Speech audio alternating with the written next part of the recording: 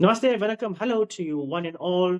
Astro in with Abhi, oneness in astrology and spirituality, bringing in awareness by Abhi. Now, I'm going to talk about spiritual gifts. Now, this is a topic that I've answered many, many times on my podcast, but I'm going to answer it again on video. So, what are spiritual gifts? So, depending on where your planets are, depending on your past life karma, obviously you are born with certain kind of placements in your chart, or certain kind of placements in your chart which will allow you to harness more capabilities than somebody else. Yes. But what you do with it or how you feed into it is very important. For example, the sun may shine. What you do with its light is entirely up to you. The sun will never tell you that you need to go hang your clothes.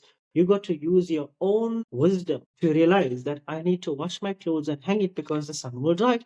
But the sun will never come and tell you that you need to dry it because I'm out. Similar to this year, what you do with that intuition you have, you can either elevate it to reach a higher state of consciousness.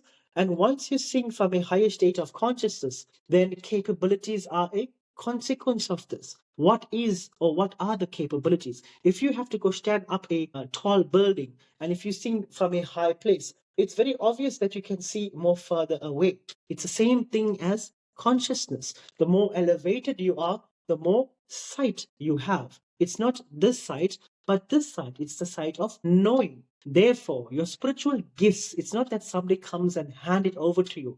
You're going to work for it. You're going to work for it every moment. Why? Because the more stimulated your pineal gland is, which is the only eye that you have, the more knowing you will have.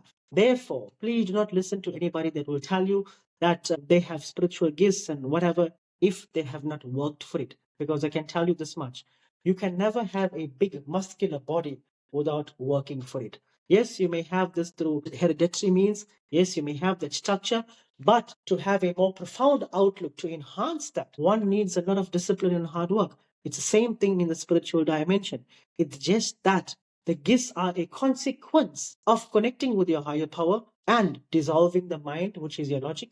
The gifts are a consequence of this. Now, obviously, this is something that may be very difficult to digest. I also wish it wasn't that way, but this is nature's laws and this is how nature behaves. One has to do the necessary work to harness such capabilities. Thank you very much. Jai Shri Ram. Om Namah Shivaya. Goodbye.